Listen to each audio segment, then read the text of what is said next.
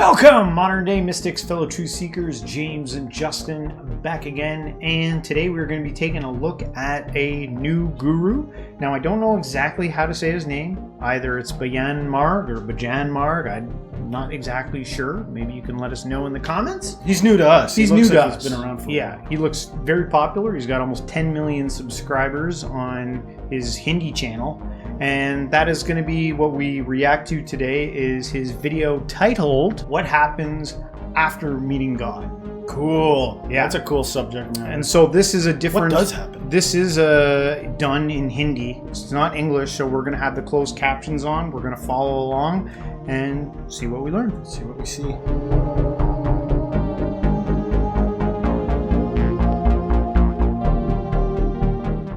Somen Roy ji, USA से। राधे राधे गुरु जी। महाराज जी, आपके चरणों में कोटि कोटि प्रणाम। महाराज जी, जब किसी की ऐसी स्थिति आए, मतलब ब्रह्मबोध की, तो क्या प्रश्न खत्म हो जाते हैं? क्या उसको सब समझ में आ जाता है? प्रभु को पा लिया तो बाकी कुछ जानने की इच्छा नहीं रहती? बिल्कुल, सो कुछ समझ में आ जाता है या कुछ इच्छा नहीं रहता है। जैसे आप छक गए ना, तो आपको अनुभव हो गया ना, अब हम छक गए, फिर आपको भोजन की इच्छा उस समय नहीं हो सकती। तो ये तो प्राकृतिक छकन है, वो सच्चिदानंद में छकन है। जो अपने स्वरूप का बोध हो जाता है तो ब्रह्मभूता प्रसन्नात्मा न शोचति न कांक्षति समः सर्वेषु भूतेषु मद भक्तिम लभते पराम। अखंड प्रसन्नता, पूर्ण निष्कामता, न कोई शोक, न कोई सोच, न कोई चाह, वो एक अलौकिक अनुभव गम्य है ना। उसे वाणी के द्वारा हम नहीं बता सकते या कोई नहीं बता सकता। अनिर्वचनीयम प्रेम स्वरूपम, वाणी के द्वारा उसका वर्णन नहीं हो सकता। आनंद का वर्णन तो वाणी के द्वारा विषयानंद का भी नहीं हो सकता। भगवदानंद की तो बात जाने दो। जैसे हम आपको एक मीठा खवाएं, पेड़ा ही खवा दें, कैसा है तो आप कहोगे मीठा है। नहीं, कैसा मीठा है? बहुत अच्छा है। नहीं, कैसा बहुत अच्छा है? तो आपका अगला उत्तर होगा खा के देख लीजिए। इसके बाद इसका उत्तर आप नहीं दे सकते। बहुत अच्छा है, इसके बाद आप नहीं दे सकते। तो जब लौकिक आनंद का, प्राकृतिक भोग का वचन के द्वारा प्रमाण नहीं दिया जा सकता, तो भगवदानंद जो ज्ञानानंद, विज्ञानानंद आनंद है, उसको हम कैसे वाणी के द्वारा बताएं? वो क्या भगवान श्री कृष्ण के वचन है, ब्रह्मभूता प्रसन्नात्मा, अद्भुत प्रसन्नता, न सोचति न कांक्षति, ना कोई चाह ना कोई सोच। कैसी अद्भुत स्थिति होगी, सोचो। जब हमारे अंदर कोई कामना नहीं होगी, कोई चाह नहीं होगी, कोई भय नहीं, कोई चिंता नहीं, कोई शोक नहीं, अखंड प्रसन्नता, यही हमारा स्वरूप है। यही ब्रह्मबोध संपन्न महापुरुष की स्थिति होती है। और भक्ति में अपने प्रभु अपने साथ होते हैं, जिनको ज्ञानी लोग ब्रह्म कहते हैं, योगी लोग परमात्मा कहते हैं, भक्त लोग भगवान कहते हैं। वो प्रभु हमारे हृदय में, हमारे नेत्र में, हमारी बुद्धि में, हमारे मन में समा जाते हैं। पीर मूर्ति नयनन बसे तेहि रस राहे समाए, ये लक्षण सुनि प्रेम के और न कछु सुहाए, और न कछु सुहाए शब्द पर देखिए, फिर अपने रस मातो। अपने कौन? आत्मस्वरूप या प्रभु, जो भी कहो। अपने रस मातो, कुटुम देहते जाए, छूट सब ही विधि नातो। बस वो बावरापन प्रेम की उन्मत्त अवस्था, जहाँ जहाँ पीर की बात सुने खोजत तिन गैनन। कौन मुझे अध्यात्म की बात सुना दे, शुद्ध प्रिया प्रीतम की बात कौन सुना दे। पूरा हित धू छिन छिन ले प्रेम जल भरी भरी नयनन। थोड़ी थोड़ी देर में आनंदस्व प्रवाहित करता हुआ वो प्रेम की उमगन में, न लाज तीन लोकन की, न वेद को कहो करे, न शंख भूत प्रेत की, न देव जच्छते डरे, सुने न कान और की, दृश्य न और इच्छना। ऐसी प्रेम भक्ति जागृत होती है। जो योगी होता है वो अपने प्राणों का संयमन करके ऊर्ध्व भावना, परमात्मा भावना में, जैसे गाढ़ निद्रा, ऐसे जागृत अवस्था में शून्य रहता है। गाढ़ निद्रा में कोई चिंतन नहीं, पर बेशुद्ध अवस्था होती है। वो शुद्ध में रहते हुए भी गाढ़ निद्रा की तरह रहता है, परमात्मा स्थित। तो योगी की भी वही स्थिति, शून्य, कोई चिंतन नहीं। ज्ञानी की भी यही स्थिति, कोई चिंतन नहीं। और प्रभु के सिवा कोई चिंतन नहीं, सोई भक्त। ये चरम अवस्था की स्थिति है। यहाँ न कुछ जानना है न पाना है, यहाँ न कुछ बाकी रह गया और न कुछ पूर्ण हुआ है। पूर्ण भी नहीं है और कुछ बाकी भी नहीं है। तो सृष्टि की जो रहस्य है वो समझ में आ सकता है। सृष्टि का रहस्य उसको समझ आ जाता है क्या? वही तो सृष्टि बना हुआ था, और कौन था? ये सृष्टि क्या है? एक ही परमात्मा तो है ना, एक हम बहुश्यामा। ये हमारा ही तो संकल्प है, संकल्प समेट लो तो कुछ नहीं है। ज्ञानी ऐसे योगी और भक्त इष्टाकार, यहाँ भी इष्ट है, यहाँ भी इष्ट है, सब जगह हमारा प्रीतम है। सिय राम में सब जग जानी। सृष्टि में और कुछ नहीं है, न स्त्री है, न पुरुष है, न जड़ है, न चैतन्य है, एक परमात्मा है। जगन नाटक वैभवा, जैसे सिनेमा के पर्दे के अंदर कुछ नहीं है, पीछे से फोकस पड़ रहा है तो स्त्री पुरुष सब दिखाई दे रहा, ग्राम नगर सब कुछ, पर्दे में कुछ नहीं है। समझ लेना, ऐसे ही सृष्टि में कुछ नहीं, एक परमात्मा ही एक ग्राम नगर स्त्री पुरुष बना हुआ है। बस जहां से फोकस पड़ रहा है वहां दृष्टि पहुंच जाए। सबकर परम प्रकाशक जोई परमात्मा। अब ये कैसे समझ में आएगा? हमारी बहिर्मुख दृष्टि की स्त्री नहीं है, पुरुष नहीं है, नहीं, ये तो पोशाक है। थोड़ी देर के लिए तुम स्त्री की पोशाक पहन लो तो तुम स्त्री थोड़ी हो जाओगे, थोड़ी देर के लिए पुरुष की पोशाक पहन लेने पर पुरुष थोड़ी हो जाओगे। तो ये थोड़ी देर है, मतलब 100 वर्ष 80 वर्ष, ये थोड़ी देर है। ब्रह्मा की दृष्टि में उनको एक ऐसे किया कमल की पंखुड़ी में, तो यहाँ का 1 वर्ष हो गया। तो आप सोचो कितनी आयु हमारी है। तो इतनी आयु के लिए धोखे का भेष है ये स्त्री पुरुष। लेकिन हो कौन आप? बस यही जान लो तो जीवन मुक्त हो जाओगे। आप परमात्मा स्वरूप हो, कोई और दूसरे नहीं है। जीव भगवत स्वरूप है। वही जो भाव कर लेता है, जैसे भक्ति में हमारे यहाँ भाव, दास्य भाव, सख्य भाव, वात्सल्य भाव, कांता भाव, गोपी भाव को कांता भाव कहते हैं, और सहचरी भाव। अगर कोई भाव न करे तो मुक्त हो गया। भाव किया तो भाव देव प्राप्त करके भगवान की लीला में चला गया। तो आत्मा का स्वरूप क्या है? जो सो भाव करो, नहीं है कोई भाव तो जो असली स्वरूप है वो मुक्त स्वरूप है, मोक्ष स्वरूप है। ये भाव माना हुआ। मैं प्रभु का दास तो दास्य भाव, मैं प्रभु का सखा तो सखा भाव। भाव वैसे जैसा आप करो। देखो इस समय विषय भाव है, माया भाव है, त्रिगुणात्मिका माया का भाव, तो हमें पूरा प्रपंच सत्य दिखाई दे रहा है। अगर भगवत भाव तो केवल भगवान ही नजर आएंगे, सब में भगवान। देखो गोस्वामी जी कह रहे हैं, जड़ चेतन जग जीव जत सकल राम में जान। मान ही नहीं कह रहे कि मैं सबको भगवान मानता हूं, नहीं, जानता हूं कि सब में भगवान ही विराजमान है। ये सृष्टि बनने वाला वही, बनाने वाला वही, और बिगड़ने वाला भी वही। ये बात जो जान जाता है वो ज्ञानी हो जाता है।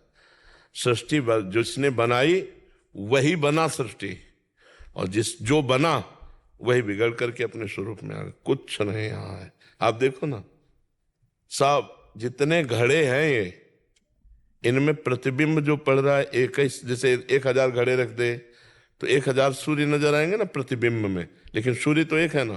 तो इन घड़ों के कारण अनेकों रूप दिखाई दे रहे हैं। अच्छा, मूर्ख, विद्वान, साधु, असाधु, गंदा, उत्तम, ऐसा, स्त्री पुरुष, जड़ चैतन्य, ये घड़ों के कारण है। वो एकमात्र परम पवित्र निर्विकार सच्चिदानंद सब में व्याप्त है।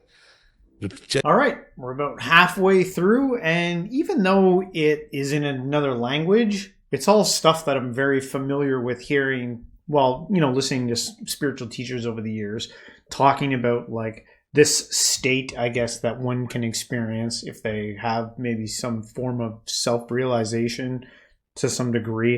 I have not had it. He talks about, like, at least not in anything consistent about what he's saying. If I have had it, it might have been in a state where my brain completely, the thoughts went silent over maybe a long meditation session, and for 1 second, maybe I was in that state, totally detached from all the worry that kind of like overtakes someone, all the things that, the mind constantly going and firing on rapid fire. I don't know, like, What would be entertaining for people to hear me say right now? There's a huge communication disconnect, I find. Even though I'm reading it, I'm like, okay, what is going on here? but you've heard these things before. I guess, he's really going on and on about it. You know what I mean? Which I don't know the meter and the way he's expressing it. It would be different if I understood, but I don't understand the language. I'm just reading it. It sounds poetic to some degree, the way he's describing. Let me describe God poetically with words. I only have I can only filter my explanation of these things through like my own logic, right? Like I told you before one time, what if it's like the ultimate sense of like unity, so much so that it's like it's not a lonely unity. It's not like you're one, but it's not lonely. It's like the greatest reunion, family reunion, but it's all you. Yeah. So it's love. You know what I mean? Like I've tried to like struggle to think of how I would talk about it poetically. Yeah. But in terms of like actual come down from the mountain Moses moments and tell everybody like something, that gets weird to me. There's plenty of people that are like, man, I just got back from a freaking retreat, man, and I experienced something. And sometimes that's interesting, and sometimes people are like, okay, can you share it? Can you give me exactly your thing? Because what do I care what your thing is? Yeah. You know? And sometimes you are in a different mode and you want to hear what the person that came down from the mountain has to say and how they talk about it. I know very little about this individual. Yeah. He looks Me too. really cool to me. I'm Yeah. digging the way he looks and how he talks and the things he's talking about. But the bottom line is I don't know. Yeah. I don't know. It's the classic situation in a lot of ways. Everybody's looking up at him and Yeah. he's like, how would the context change if everybody was dressed like him and they were all on the stage together looking at each other? Would Yeah. that change the concept? You'd be like, is this some kind of a convention? Why is everybody dressed like that? You know? Yeah. But I know that in churches, like, you know, in Christian churches, like there's specific garbs designated to specific Yeah. roles. Like, oh, they're a deacon or they're a fourth level this. Yeah. You know, I don't know specifics. Yeah. But I'm saying I've noticed in religion, depending on where you are, there's like a special garb for you. But that muddies my perception of things. That tells me a little bit of some social stuff, you know, because why not wear a potato sack? Yeah. Why not wear camel fur? Yeah. Why do you have to be identifiable? Because is the answer. And I'll let you figure that out on your own. There are reasons, though. But in terms of really getting the juiciness out of this, I appreciate people that have the capacity. I understand. I don't expect them to. It's okay. But I like hearing things in my own language. And I suppose if I didn't want to be an ignorant jerk, I would learn that language. So I really was able to learn it, know it from this language. A lot of it sounds nice, you know, like it's like, who doesn't want to like, you know, experience a state like this, right? So, Yeah. you know, it's nice to, for me, it's fascinating to listen to, interesting. And, you know, maybe one day, you know, I can get into some of that state, you know? Yeah, me and you toy with meditation and trying to find different practices for seeing different states. Some of the things, they're not always pleasant. I feel like I've had certain states of mind where it's like, it's a little shocking to get a glimpse of the infinite or the infinitely bizarre or the infinitely novel. Like, oh, you could get lost in the infinitely novel, especially if there's an ego tagging along. What's it like to have no sense of self? Just merge with everything so that there's not like an individual anchor point. You know what I mean? Like I used to say a while back, try to get a sense of being adjacent. Try to be conscious adjacently. Like, what if instead of feeling like here's my sense of self, what if I identify with something adjacent to that central anchor point? Just to get a sense of being something other than this secluded. And there one. are some other practices they'll tell you to like put a candle down and just look at the candle and like almost exactly what you just said. Try to be like the candle looking. Try back at you. to be the clouds. That's a good one. Look up at the clouds and try to not go, here's me and there's the clouds, but go, there's just clouds. And then forget the words even and just be with that. Yeah. And get a sense of oneness. Now, one more thing just before we get in. This is for fun. It might distort your view of the rest of the video, but I watched another video that was Englishly dubbed, like done around the same time I guess this video was done, and actually a WWE wrestler came to come see him. Ooh, and so cool. he's in this video sitting down watching this. Really? So see if you can spot out the WWE wrestler while we're doing this. Cool. Yeah. Interesting. चैतन्यता है ना, जिससे हिलन डुलन चैतन्यता, बोलना, खाना पीना, ये जितने भी हमारे पार्थिव अंग काम कर रहे हैं उसी परमात्म शक्ति से काम कर रहे हैं। अब उसको हम भूले हुए हैं, उसको अलग अलग नाम दे दिए। जैसे आपका नाम क्या है, आपका नाम क्या है, तो आपको पुकारे तो आप बोल दोगे, लेकिन वो आपका नाम नहीं है, वो शरीर का संबोधन है। आप तो अनाम है, अरूप है। समझ पा रहे? वास्तविक ज्ञान जो है, अच्छा ना समझोगे तो 4 दिन के बाद फिर दूसरा वर्दी मिल जाएगी। सुअर, कुत्ता, गधा, कौन सी वर्दी मिले, फिर इसका चांस नहीं कि आप बैठ करके अपनी सुलझन को सुलझा सको। जो हमारी सुलझन उलझन में बदल चुकी है उसको हम सुलझा सकें। बहुत बुरी स्थिति है, फंसते चले जा रहे हैं। हमें लौटना है, मनुष्य जीवन में लौटना है, हम लौट नहीं रहे और आगे बढ़ते चले जा रहे हैं। गंदगी बातों की तरफ इतना बढ़ते जा रहे हैं कि ये बात समझे में नहीं आ रही कि यार मुझे मुक्त होने के लिए अवसर दिया गया है, फंसने के लिए नहीं। माया ऐसे ऐसे दाने डालती जा रही कि हम फंसते चले जा रहे हैं। मैं पुरुष हूँ, मैं पति हूँ, मेरी पत्नी है, मेरा पुत्र है, मेरे माँ है, मेरे पिता है, मेरे अमुक है, पूरा राग पूर्ण जीवन व्यतीत हो रहा है। अगर इन्हीं में भगवान को झांक के देख ले तो मुक्त हो जाए, इनमें मोह कर ले तो फंस करके पुनरपि जननम पुनरपि मरणम पुनरपि जननी जठरे शयनम, बार बार दुख भोगना पड़ेगा। ऐसी विचित्र माया है कि ये ज्ञान होते हुए भी हम वही पाप कर्म करते हैं जो नहीं करना चाहिए। तो कैसे ये हम प्रयोग क्यों नहीं कर पाते ज्ञान का?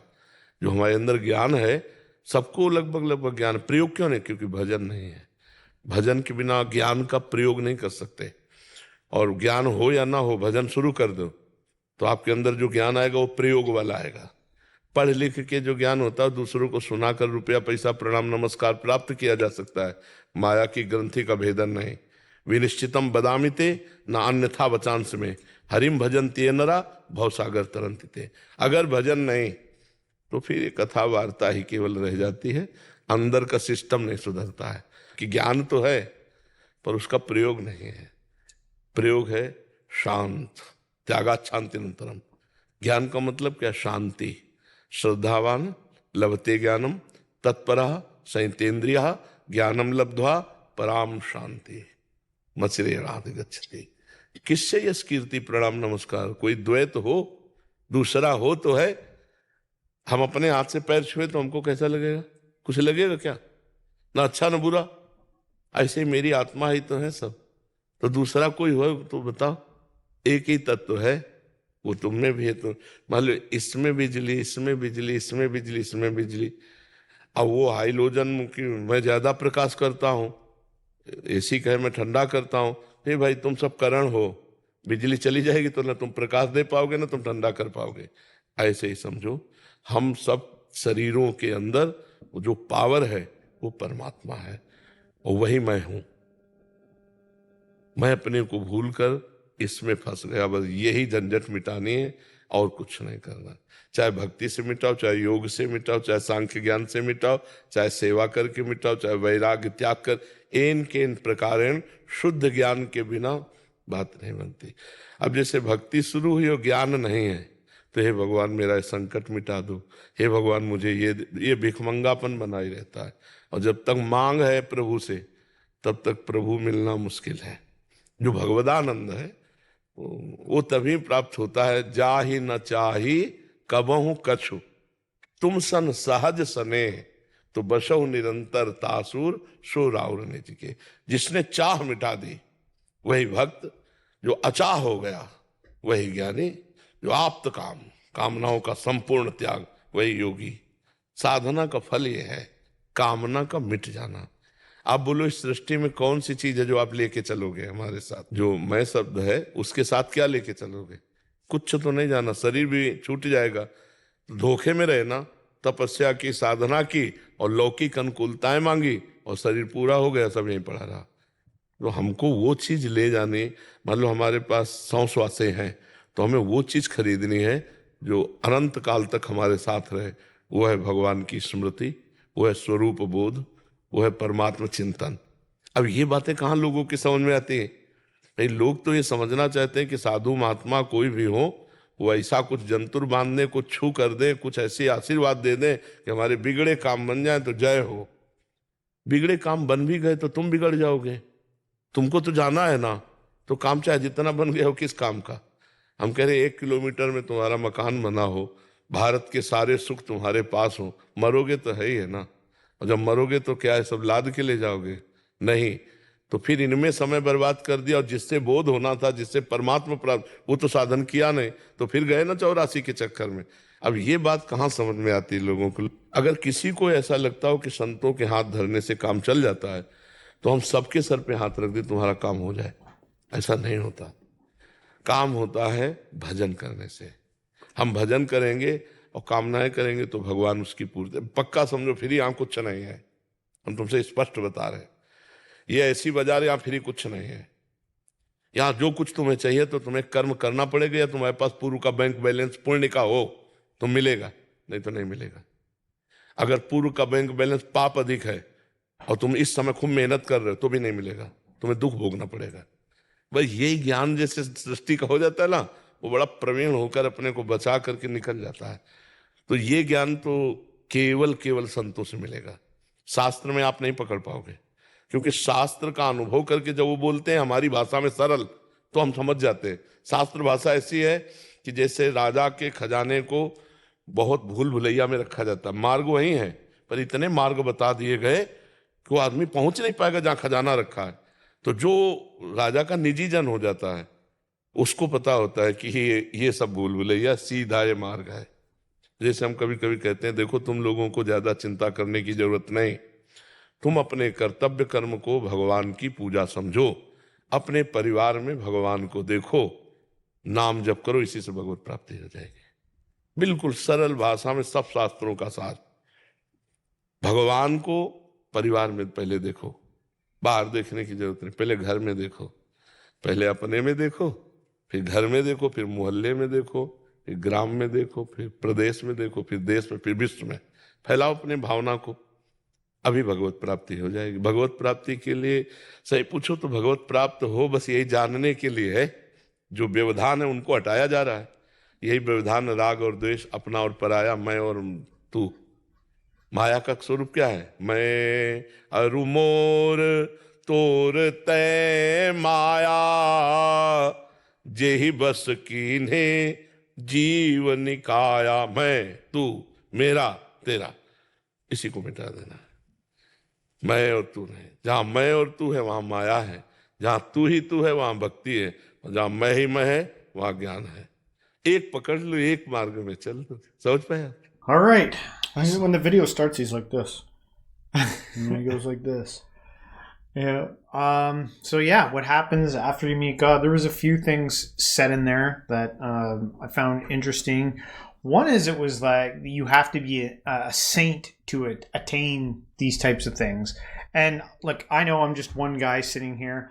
I don't necessarily think that is, maybe it's the way now, or maybe it is the way it'll always have to be, but I'm always open to new doors to achieving nirvana or some ultimate state. You know, I hope that with the rise of technology and, you know, a term we've coined here, techno spirituality, maybe we'll be able to alter consciousness or, you know, states of being that will help us to receive some of what he's talking about here without having to go through the arduous, hard work.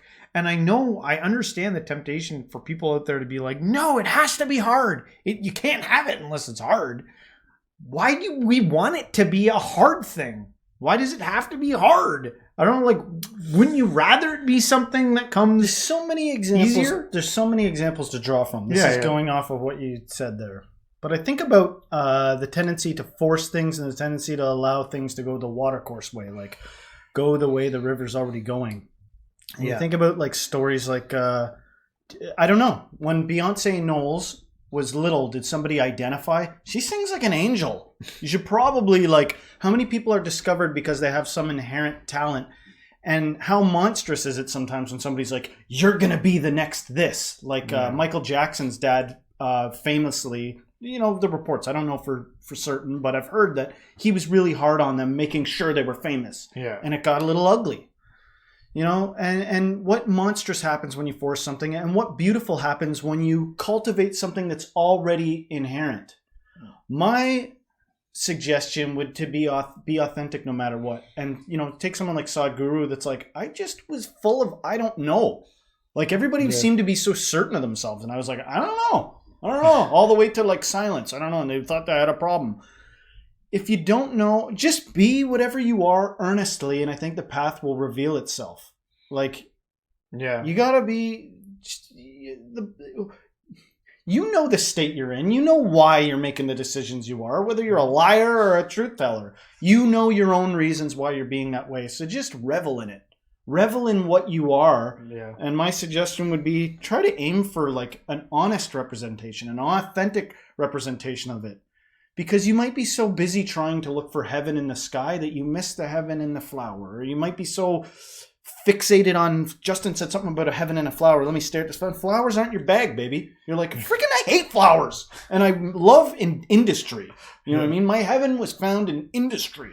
Yeah. Just be honest with yourself at the end of the day. If you've carved out a life for yourself where you can be, sometimes you're oppressed and you got to do what you got to do to survive. But if you find a moment where you've escaped oppression, follow your bliss, and I think that's where God will reveal themselves to you. Yeah. Reveal itself to you. He was also talking a bit there about happiness and peace. And I do think that there's like a lot of people that chase happiness, usually quickly through carnal desires, constantly chasing one happiness high. Especially after- if that's all that's available to you. Yeah. Especially if when you walk out, it's like booze here, drugs here, yeah. prostitutes here. You know, if that's all that's around you, you're like, I guess that's the thing to do. You know, it Yeah. depends on what your society's given to you to indulge in. Yeah, but maybe it makes me think though that maybe some people are always chasing happiness highs because they're misinterpreting that for peace. Man, all I really want is some peace.